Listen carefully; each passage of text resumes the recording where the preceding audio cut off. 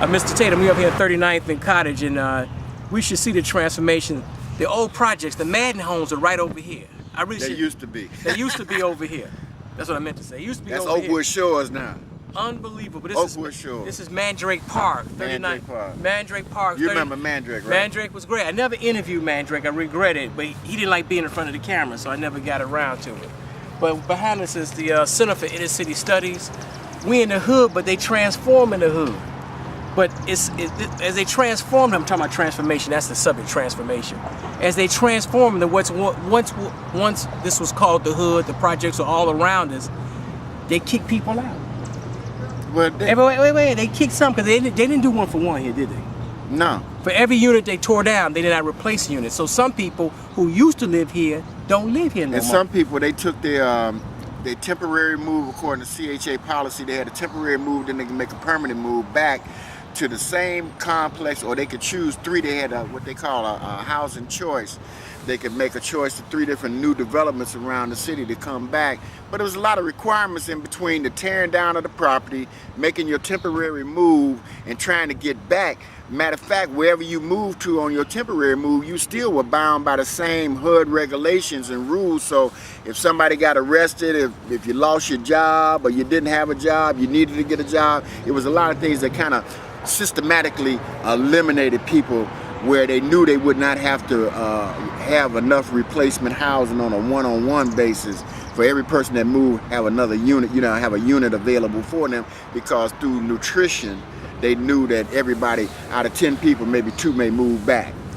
The point is that doing this transformation and transformation in your own life, see, things are constantly changing, as we all know. The world is constantly changing, every cell of your body is constantly changing, we know that. But some people don't want to change. Well, you know what? Let me say this. I'm gonna throw this out. This is really a hook. I don't blame him. I wouldn't want to change either, because see, when Ranoule works on changing himself, I'm subject to change back to my previous condition. Let me. Now, I said all that. You're gonna have to explain that. I said all that to make a point, to draw a contrast and comparison between transformation and change. See, the difference between transformation and change is that I'll give you 3 examples of transformation. A beautiful butterfly can never be a caterpillar again. That's transformation. A pickle can never be a cucumber again. That's transformation. A fly can never be a maggot again. That's transformation. But some things change. Trees change at least 3 to 4 times during a year, but they always end up staying trees in 4 different stages. We're looking at the trees in front of them. They're green now. This is the summer. In the fall, they'll turn. In the winter, they're naked. In the spring, they start blooming. So that's change. That's a good positive change. Right now, since I'm sitting in the now talking to you, I can't come up with a real good example, but I think based on my analogy, you can see the advantage of working on transformation versus change. See, you can change a flat tire, right? And go get the tire fixed and put the tire back on there. You can ride some more, get another flat tire. Didn't the tire change from being inflated to deflated? Yeah, but the point is that if you keep on, as Les Brown used to say, he probably still says it, and you may say it too at home. If you keep on doing what you're doing, you're gonna keep on getting what you're getting. I think I said that right. Right. What I'm saying though, we have the same thoughts, the same actions, and we like, why is my life the same? How come I haven't improved? Because things are going to change. That's why a lot of folks who wasn't going to improve their lives, wasn't going to take transformation, they ain't going to live here no more. See, they getting booted out. But the thing is, they wasn't going to roll with the changes. People need help in facilitating change, because if you don't know what, you can want to change, but if you don't know what to do to change, the how to.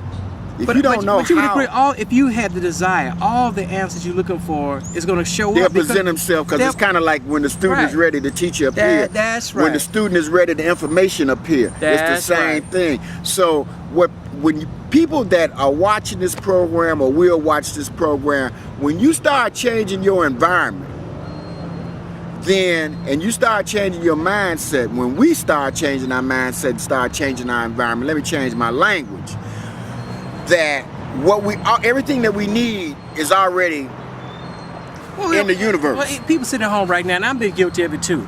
People people don't pay their bills. Some people have a habit of not paying their bills on time. And they wonder why their life has got chaos. Because people wonder why they don't save any money. I've been guilty of. They don't save any money, and they wonder why they don't have any money. So you're gonna have to change. You can't do the same thing you did in 1978, 1988, 1998. You gotta improve. It becomes insanity. Repeat the same mistake, expect but you would agree. Results. Either you're going forward or you're going back. Right. Period. But people need help. They don't need hype. That's why I think before we started taping this, somebody said, "Oh, I understand you're an ex-motivational speaker." Yeah, because people need help. They don't need hype. People need coaches. They need trainers. I know, but to work with them.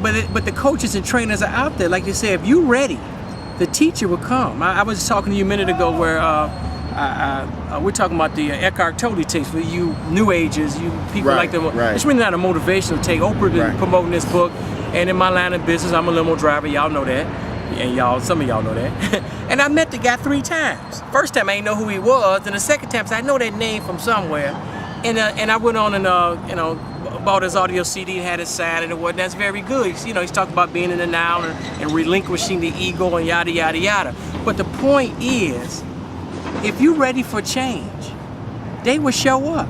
You know about change? Barack Obama lived right down the street, and if you go down there, you might see him. He may be out there cutting the grass. It may be your day to meet Barack Obama.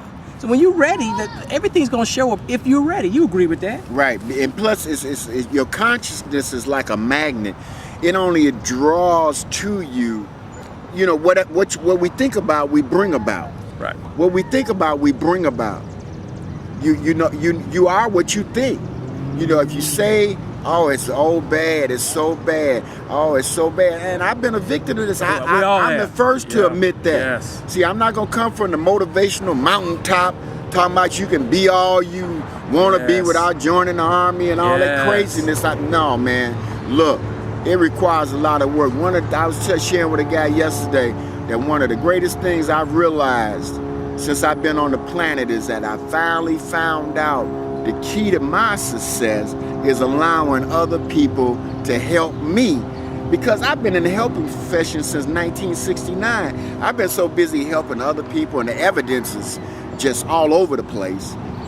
But I often wondered sometime when I was by myself, when I wasn't having that peace and that solitude, and I was in my mind and I was behind enemy lines, and I was being attacked by myself about, well, Ranoule, people say you're so powerful and you're so helpful and you're so great, but the evidence in my life wasn't all that.